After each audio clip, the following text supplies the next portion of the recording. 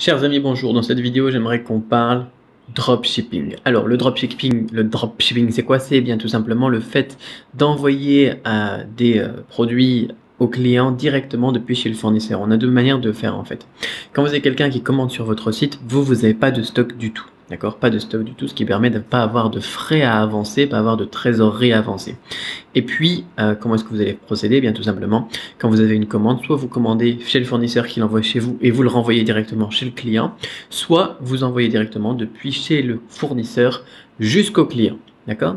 Eh bien, je remarque qu'il y a beaucoup de gens qui veulent se lancer dans ce type de business. Maintenant, c'est facile à faire, notamment avec Shopify et AliExpress, ce genre d'outils qui sont vraiment géniaux quoi, à utiliser. Je vous mets les liens dans la description si ça vous intéresse, que vous ne connaissez pas encore ces deux sites. Et voilà, il y en a qui ont du mal avec plusieurs points, comme le choix du produit, le choix du fournisseur, à combien marger. Là aussi, c'est important parce que le but du jeu, c'est quand même que vous gagniez votre vie, que le business monte, que la sauce monte, et puis qu'ensuite, petit à petit, eh bien, ça grossisse, quoi. C'est pas de se prostituer et puis de rester à 1000 € par mois, ça sert à rien, quoi. Éventuellement, alors, une question que les gens ne me posent pas d'habitude, mais que moi, je leur apporte, c'est la stratégie marketing aussi. Eh bien, on va évoquer tout ça dans la vidéo d'aujourd'hui. La première chose, le choix du produit. On a deux manières de choisir un produit si on veut faire du dropshipping comme ça. Premier choix, eh bien, on peut utiliser la stratégie de validation de produits. J'en ai déjà parlé, vous avez le lien dans la description de la vidéo, la validation de produits, je ne vais pas vous ressouler avec ça. Deuxième possibilité, vous pouvez aussi très bien lancer un site un petit peu bordélique avec tout ce que vous voulez dessus. Tous les produits que vous avez envie de faire, tous les produits que vous avez envie d'essayer, toutes les catégories que vous avez envie de tester. D'accord ? Et puis, vous allez pouvoir ensuite, dans un deuxième temps, analyser quels sont les produits que les gens achètent et quels sont ceux que les gens n'achètent pas. De toute façon, vous n'avez pas d'argent à perdre, vous n'avez rien à perdre, vu que le site, de toute façon, dans tous les cas, vous devez le créer. Et puis, les produits, dans tous les cas, vous n'avez pas de stock, donc pas de trésorerie. Donc, vous pouvez très bien utiliser ce concept avec un énorme site, avec plein de produits, pour simplement voir ce qui marche et ce qui ne marche pas. Et il faudra analyser. On va reparler de l'analyse dans cette vidéo aussi parce que juste ensuite rester comme ça, le site, ça va pas être utile. Après, on va devoir faire autre chose. On en reparlera aussi dans les prochaines vidéos, mais voilà, dans un premier temps, vous pouvez faire ça pour voir ce qui marche pas. Choix du fournisseur. Alors là aussi, c'est quelque chose de très très important. Je reçois souvent des messages, d'ailleurs j'en ai un ici sur mon ordinateur, qui me dit « Je recherche un fournisseur pas cher mais de très bonne qualité ». Donc déjà, il faut savoir que la qualité a un prix, on en a déjà parlé. Ensuite, généralement, je pose la question, pourquoi pas cher? Eh bien, tout simplement pour être plus rentable, avoir plus de clients. C'est comme ça que les gens y voient le truc. Généralement, ce que je leur explique, c'est que le marketing où il faut être pas cher, où on casse les prix, c'est généralement la solution de dernier recours. D'accord? Parce que le fait de baisser les prix, casser les prix, ça va tout simplement être de la prostitution. On va devoir, tout simplement, on va plus pouvoir faire tourner le business. D'accord? On peut baisser les prix pour essayer d'évincer un concurrent qui lui a des frais fixes plus chers par exemple. Je vous donnerai des stratégies aussi là-dessus, notamment quand on commencera à se faire un petit peu de stock à la maison, dans le garage ou dans une société. Parce que comme ça, en baissant un petit peu nos prix, nous on pourra, parce qu'on aura du stock et tout ça, on pourra aussi être plus rapide pour livrer, et bien les autres ils seront plus concurrentiels tout simplement parce qu'ils seront encore en dropshipping. On en reparlera. Pour l'instant, on ne va pas aller plus loin là-dessus. Il vaut mieux pas baisser les prix. Il vaut mieux pas baisser les prix pour essayer d'être plus rentable et tout ça. Non, faites des produits qualitatifs, d'accord? Des produits de bonne qualité chez des fournisseurs qualitatifs qui vous coûteront peut-être un petit peu plus cher, mais pour augmenter votre marge, ne baissez pas sur la qualité des produits. Tout simplement augmenter la valeur perçue, travailler votre stratégie marketing, on va en reparler aussi, mais surtout augmenter la valeur perçue de vos produits. On reparlera aussi de comment augmenter la valeur perçue d'un produit dans d'autres vidéos. Abonnez-vous à la chaîne si ce n'est pas encore fait parce que je sais que le dropshipping, ça intéresse beaucoup de monde, donc peut-être que vous vous retrouvez ici, que vous aviez jamais vu aucune de mes autres vidéos, d'accord? Ensuite, la question de la marge. Ah oui, d'ailleurs, revenons sur la valeur perçue. On peut même en faire une stratégie marketing aussi directement. Et dire clairement aux gens, voilà, nous on est plus cher que les autres, mais on vous propose ça et ça en plus. D'accord? La qualité, le service, ça a un prix, les gens le savent. Il suffit de leur expliquer. Il suffit de leur expliquer et de leur dire, voilà, on vous apporte ça, et ça justifie le prix. Et les gens, ils signent et ils en redemandent, tout simplement. D'accord? Ensuite, le choix donc du prix, le choix des marges justement. Très très important, j'ai des gens qui font de l'import, de la revente au détail, du dropshipping et ils se font des marges de 10%, 15%, 20%, 25%. Là aussi, on ne peut pas avoir une activité pérenne et donc à viser sur du long terme tout simplement si on essaye que de casser les prix. On l'a évoqué aussi il y a 5 minutes, d'accord? Faites, j'ai envie de dire, sur des produits que vous revendez au détail comme ça, surtout des produits qui sont pas chers, au moins 50% de marge. Après, si vous arrivez sur des produits qui coûtent 100 euros, 300 euros, 500 euros, pourquoi pas baisser un petit peu la marge, mais il faut que ça soit intéressant quand même. Mais au moins 50% de marge. D'accord?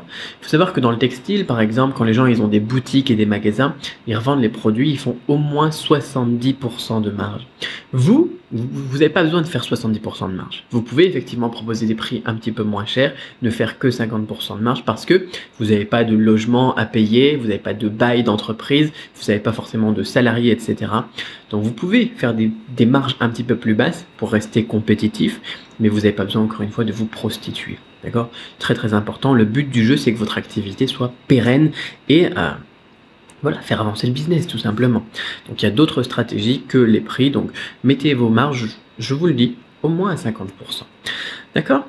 Ensuite, eh bien, quelque chose que les gens, donc, ils me posent pas la question. Souvent, ils me posent la question du prix, ils me posent la question du fournisseur, ils me posent la question du produit, ils me posent jamais la question du marketing, de la stratégie. Réfléchissez-y. Prenez le temps, d'accord? Là, c'est une vidéo, vous êtes peut-être en train de vous dire si je faisais du dropshipping, pourquoi pas, ça peut être intéressant, ça peut arrondir les fins de mois, éventuellement faire quelque chose de plus gros. Il y en a qui se font des millions avec ça. Hein. Pourquoi pas? Pourquoi pas?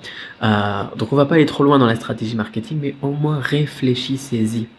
Faites au moins, mettez en place une logique. Faites quelque chose de toute façon avec des process. Une logique au niveau des codes promo. Une logique au niveau des referrals, des parrainages, du bouche à oreille. Une logique au niveau des influenceurs.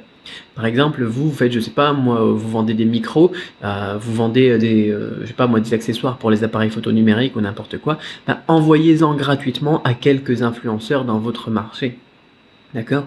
Vous n'êtes pas obligé de leur dire, ouais, ça serait sympa si tu faisais une vidéo, là. Non, dites-lui tout simplement, dit, je suis un fan, je suis ta chaîne YouTube, etc. Je pense que cet outil pourrait être utile, pourrait être pratique pour toi de l'utiliser, et puis voilà. D'accord? Et vous laissez bien évidemment vos coordonnées et tout ça, parce que c'est comme ça, s'il a envie d'en parler, et si votre produit est qualitatif, encore une fois, on revient au point numéro 2 du fournisseur, eh bien, il va en parler et ça va vous faire une pub d'enfer. D'accord? Donc réfléchissez à ce genre de stratégie. On peut aller plus loin au niveau de la stratégie. On va pas en parler tout de suite. Un dernier point que je voulais évoquer avec vous aujourd'hui, c'est tout ce qui est chiffres et statistiques. On en a parlé un petit peu vite fait dans le premier point, c'est d'analyser ce qui marche et analyser ce qui marche pas. Il faut tout compter. Analysez combien de personnes vont sur votre site chaque jour. D'accord? Généralement, ça, les gens, ils le font. Mais combien de ce nombre de personnes achètent un produit? Combien de ce genre de personnes s'inscrivent à la newsletter? Et combien reviennent ensuite pour acheter un autre produit? D'accord? Vous pouvez à chaque fois faire un taux de conversion. Combien a acheté sur combien de visiteurs? Combien sont inscrits à la newsletter sur combien d'acheteurs? Combien ont réacheté sur les inscrits à la newsletter? Et en ayant tous ces chiffres, en ayant tous ces points de conversion, vous allez pouvoir travailler dessus, réfléchir à des stratégies pour augmenter le passage du nombre de visiteurs au nombre de ventes. Comme ça, vous pouvez doubler, tripler, quadrupler vos nombres de ventes sans avoir besoin de plus de visiteurs. Généralement, les gens, ils envoient plus de visiteurs, plus de visiteurs, plus de visiteurs. Ils payent encore de la pub, ils payent des pubs Facebook, des pubs AdWords. On reparlera aussi des pubs et tout ça. Alors qu'ils pourraient tout simplement travailler ici, augmenter par 2 ici, augmenter par 2, augmenter par 2 ici, et ça leur ferait 8 fois plus de ventes. Ça serait génial. 2 fois 2 fois 2, 8. Ouais, voilà. 8 fois plus de ventes en travaillant tout simplement augmenter par 2, juste doubler les taux de pourcentage, les taux de conversion, pardon, ici. Vous faisiez 2%, vous en faites 4. Vous faisiez ensuite ici, je sais pas moi, 20%, vous en faites 40. Et ici, vous en faisiez 10, vous en faites 20 maintenant. Voilà, vous avez doublé, doublé, quadruplé, ou bien alors hectadruplé, je sais pas comment est-ce qu'on dit pour 8, peu importe. Vous avez multiplié par 8 vos nombres de ventes, votre chiffre d'affaires, rien qu'en travaillant là-dessus. C'est énorme. Donc réfléchissez à ça aussi. Il n'y a pas que le produit, le fournisseur et la marge, il y a aussi tout ce qu'il y a derrière au niveau de la stratégie, c'est très très très très important. Donc on va pas revenir aujourd'hui sur la pub, même si on va en reparler, c'est toujours pratique pour lancer un business dans le dropshipping. Réfléchissez dans un premier temps à analyser tous ces chiffres. D'accord? Voilà. C'est les conseils que j'avais envie de donner pour les gens qui ont envie de se lancer dans le dropshipping aujourd'hui, parce que d'ailleurs aujourd'hui normalement je devais faire une vidéo sur l'interculturalité, mais j'ai préféré faire celle-ci parce qu'il y a beaucoup de gens qui se lancent là-dedans. C'est vraiment le truc le plus simple maintenant pour se lancer dans le business import-export, tout simplement. C'est le meilleur truc actuellement pour commencer à encaisser de la trésorerie et se lancer. Et donc fallait que j'en parle, il fallait que je vous réexplique ces concepts les plus basiques pour faire du dropshipping. J'espère que cette vidéo vous a plu. Si oui, laissez un pouce en l'air et puis on se retrouve très vite pour une autre vidéo. Attention, générique.